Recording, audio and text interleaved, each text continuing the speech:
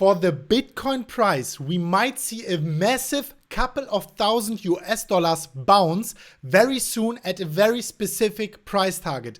Today, we will talk with DavinciJ15, Pina Colada DavinciJ15, the one and only one, about the exact price targets we are looking at right now and where that massive bounce might actually happen.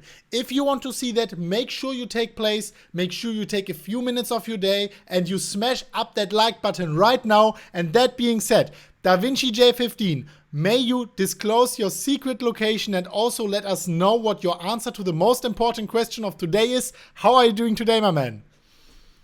I'm doing great, man. I'm here in the middle of the Caribbean Sea, in the middle of the ocean, well, not sea, but not ocean, the sea. And it's like, oh my God, I got internet here. And good internet. And it's great. It's great, isn't it? Yeah. It's hot as hell. I love would, it. That's why I have my pina colada. I would say it's cheap, but it's not. No. But it's a great vacation. I love Norwegian, and I'm looking forward to spending the whole week here, and just chillaxing and relaxing. Anyways, good. Bitcoin, on the Bitcoin, right? It's been a bumpy ride for us moon boys out here, right? We've just been seeing a lot of M's, right? No W's for the win, right? But you know what? It will come around. Don't worry, right? The great news is that Bitcoin is moving slowly. Most of the time when markets go up parabolically, right? Markets take the staircase up and then they take the elevator back down. But Bitcoin is just taking the staircase down. And that leads me to conclude that this downward movement is going to slowly turn into consolidation over time and not a massive drop and then consolidation. So that's great. That's great for us moon boys out there, right? Right, Chris? Yes, it is amazing, man. Actually, yesterday we had a massive drop and an immediate bounce. So talking about that bounce, there will be most probably another huge bounce in the future. And Da Vinci, I think everyone is waiting for it. What is the exact price targets you are looking out for?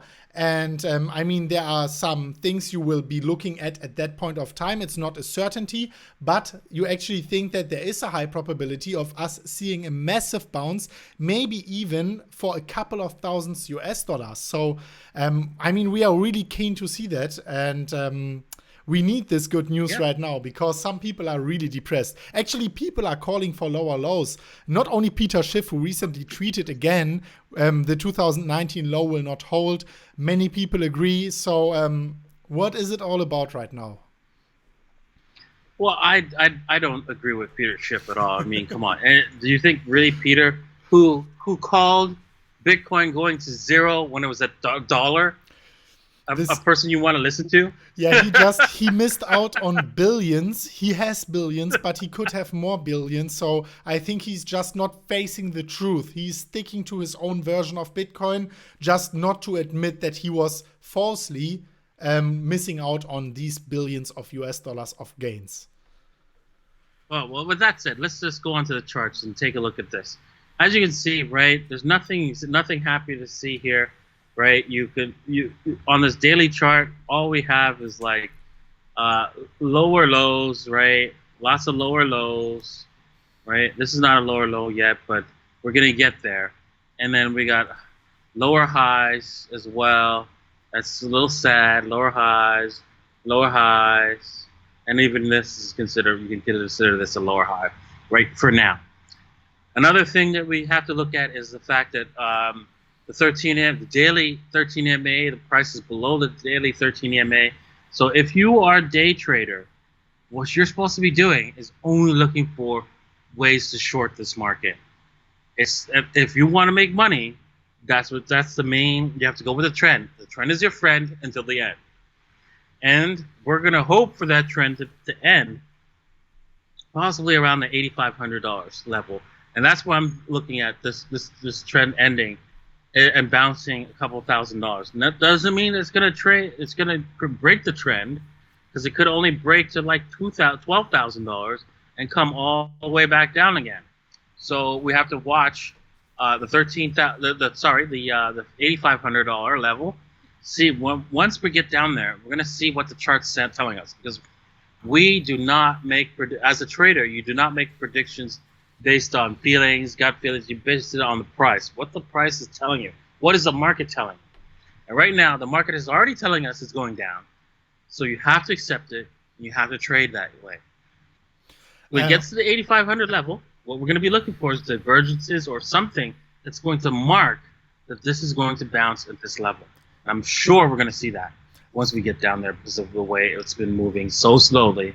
All the way, like, take a look at this trend line, Chris. Do you see this blue trend line here? Yes. I'm gonna make it bigger.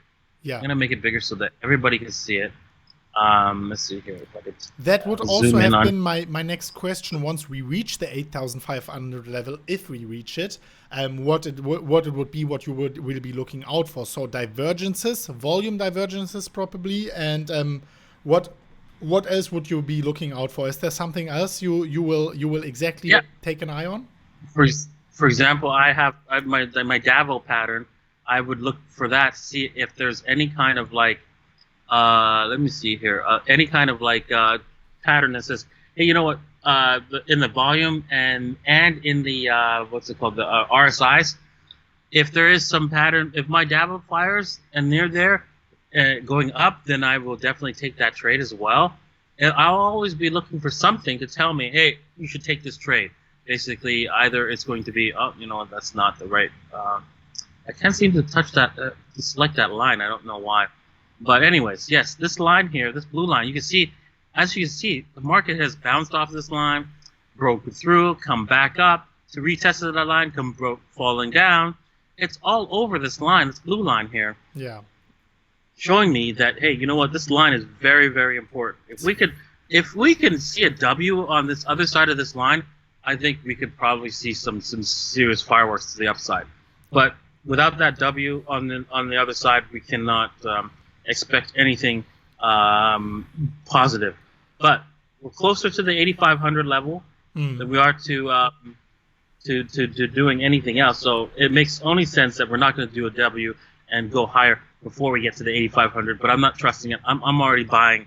I don't trust the moon boys out there, because I'm sure you're taking all your bags, Chris, and buying Bitcoin right now. So I don't trust it. I'm still holding the old Bitcoins, man. My trading portfolio is so small. My trading portfolio is actually really, really small, just to like satisfy my gambling addiction, if you want to call it like that. So also what really looks interesting is that the deviation of the price, the volatility around the trend line is actually decreasing. In the beginning, we already saw a huge uncertainty and the price deviating a lot from the trend line. But right now, the price is hugging the trend line like crazy. Can you see any major volatility within the next days, maybe? And also, very important, you have mentioned the 8,500 level. And if things continue like they are right now, would you actually consider the 7,200 level or as not in place anymore? Oh no, there you go. It's red. Perfect. There we go. We got the color. As you were saying, the 10,000. Sorry, the 10,000. What? No. If things continue like they are right now, having a low volatility around the trend line, us taking the stair steps down to maybe the 8,500 level, and then we see something like volume divergence and maybe your Davo, like everything. Would you say that the 7,200 level, the 61.8, is actually not in place anymore?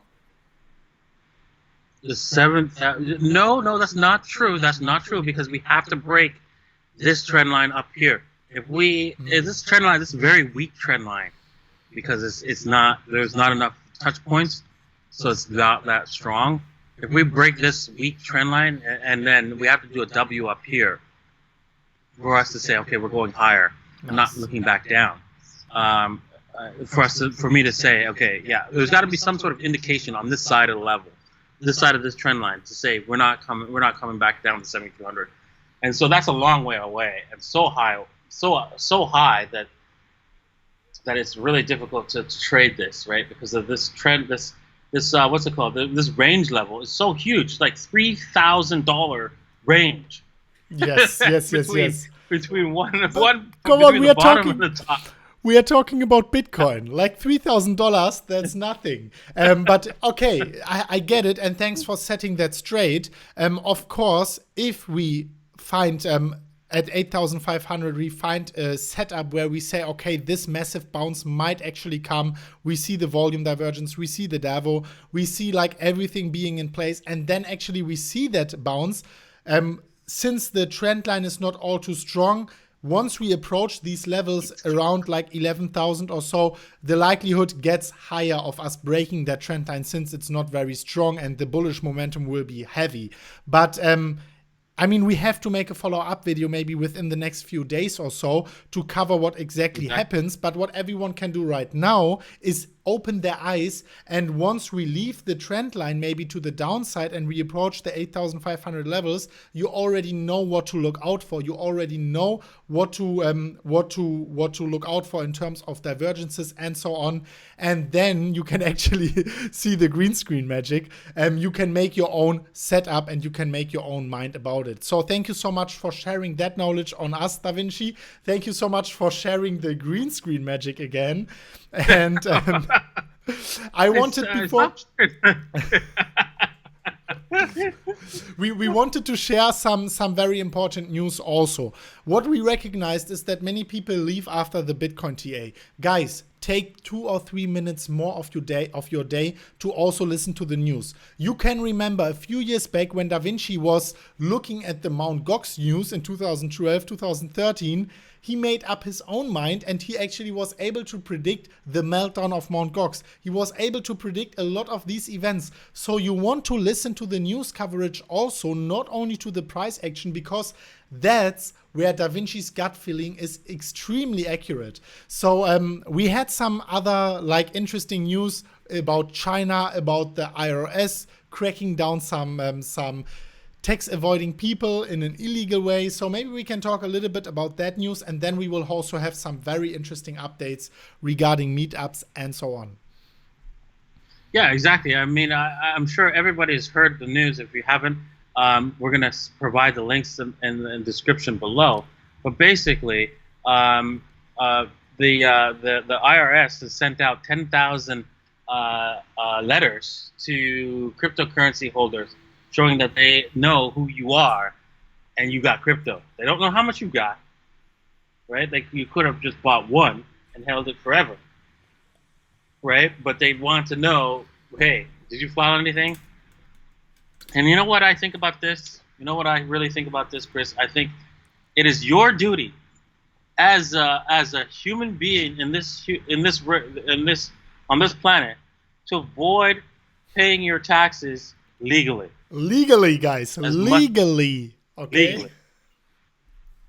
Right? We'll do whatever you can. And if anybody scoffs at you, says, "Oh my God, you're a tax dodger," right? Just remind them that when they go to the airport and they go to a duty-free shop, that they're avoiding taxes. Mm-hmm. Exactly. Right? When they file a tax return, and the government returns them money, they are tax dodgers. Because how dare you take back your money from the government?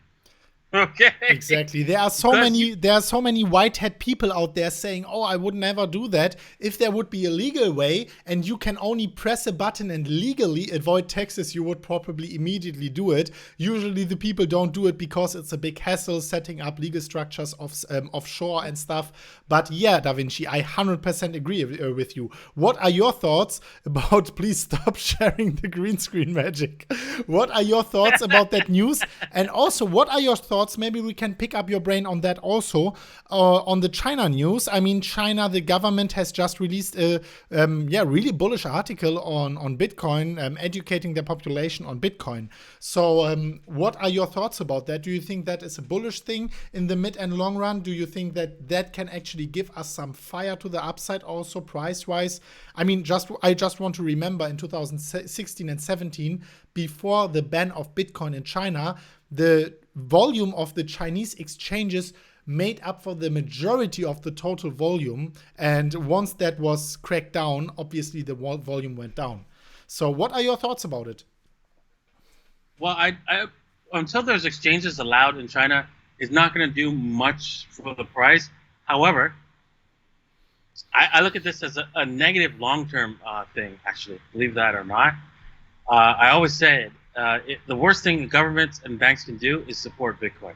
That's the absolute worst thing. Because that prevents Bitcoin from protecting against government, the eventual attack by governments. So, for example, if there's no reason to provide privacy features into Bitcoin, why would you do it? If the governments are going, well, no. If you're Iran and you want to use Bitcoin, that's fine. If you're a drug dealer and you want to use Bitcoin, that's fine. And they let people do these things, do whatever they want to do with Bitcoin. That prevents it from getting stronger. It's when they stop us from trying to use Bitcoin is how it gets stronger. Because the developers will try to build systems to prevent the government from actually stopping people using it. But luckily, we already have some of these second layer solution in very immature states. So probably the developers will continue on developing that. And I mean, in the end, it will be really down to how the people use Bitcoin. The people can choose to use it on the transparent way. They can choose to use it on the second layer solution to like in an anonymous way. Like that's in the end, it will come down to how to people use it. But I mean, if the government allows it, everyone will probably, like the majority, will use it in the transparent way. Not really, because without the core layer being having privacy features, that prevents, like, for example, if one person decides to use it illegally and the government says, hey, that one person used it illegally, your whole all the transactions that occurred on the base layer becomes illegal because it becomes a tainted one. It's like yes. If you have a bowl of ice cream, right, and it has only a little piece of poop in it, it's all bad. I know. Right? So that's what the government gonna think, right? But we would need a hard fork for that anyways, isn't it, to implement privacy features on the core layer? Yeah, so we need the privacy features in the core layer, or else we're gonna have some serious problems with the government cracking down on people doing whatever they want. I mean, honestly, I don't think people should take drugs, but if they do, whose business is it of mine to do so? Yeah. If they do take drugs, that's a very libertarian and same with way. Government, right? They shouldn't be going after people who are destroying themselves. Like, really, there's their choice, right? Not as long as they don't harm anybody else. Right? No, live 100%. Live and let live, don't you think? It's a libertarian way of thinking, and I'm actually also libertarian, so I really agree on that. Just the privacy features on the core layer, we would need a hard fork for that, isn't it? Exactly. Yeah. For privacy features, no. Actually, no. With Schnorr signatures and the way they developed the new versioning of Bitcoin with what's it called, SegWit. Yes. They can add different signature features, and that is still compatible, believe it or not, still compatible with the first version of Bitcoin. All right, man. That sounds great, because I'm always against these fancy hard forks, especially when it's about Bitcoin legacy and stuff. So that's now catching my attention. And yeah, we will definitely maybe also cover the Schnorr signatures again, because also I'm not very well educated about that. I just heard about that a couple of weeks or months ago. So yeah, let's definitely cover that also. Let's maybe also cover the upcoming meetups for everyone. And in the end, we have some very important news. So stick here. Make sure you smash up the like button and you comment. First of all, the first meetup is in Germany at the Blockchains in Hamburg. You can actually join us there. You can see, if you scroll down a little bit, that not only I'll be speaking, also my co-founders are joining me. Also, Carl from the Moon is there speaking. So guys, make sure you go there. The tickets start at $40. It's not sponsored, but obviously we get free tickets and stuff. I mean, I want to disclose that. But you get for $40 already, the tickets are starting. So make sure you check it out. There is a startup contest where, Evan Luthra will be sponsoring that. And also I'll be a judge over there. So make sure you join us. It will be amazing over there. We can get a cold drink. And also, guys, take 60 seconds of your time and register with our link in the pinned comment for Bybit. For $60, 60 seconds of your time, you can register. You get the deposit bonus only with our link. And please trade cautiously. DaVinci, you also have an upcoming meetup very soon? Yes, exactly. We're gonna, because of a lot of people wanted to join a meetup on Saturday, and that was really great, really fun. I'm gonna probably post some videos that we have recorded if they came out well, and we're gonna do another one on Sunday. I'm not sure what the exact date is, but the next Sunday that's coming up in August, we're going to do meetups in the hotel near the airport. Please email info@davincicodes.net to get some more information about that meetup. Description. Email info@davincicodes.net. We will put it in the description also if you want to attend that meetup. The last meetup was a huge success, so we want to incentivize everyone going there. And now, please, I'm really curious, who was watching until the end? Type in the comments something like, DaVinci, I'm glad that you are still not smoking, something like that, because he told us he was still not smoking, he is still a non-smoker. So leave your comments in the comment section down below and prove that you were watching until the end. Leave some love for DaVinci, because that's actually amazing. He will be around for at least, I don't know, 70, 80 years more. So we are very glad about that. DaVinci. Sorry, say again. So am I. I'm very happy about that too. I'm going to be around for a while. Yes, for a long while, man. That's so great. We love you, DaVinci. It's great to have you. So, do you have any last words to say before we wrap up today's episode? No, just remember, trade with caution, right? Set your stops tight, right? Don't put more money than you're willing to lose. I always say make sure that it's less than 5%, but make sure it's less than 2%, and don't get wrecked.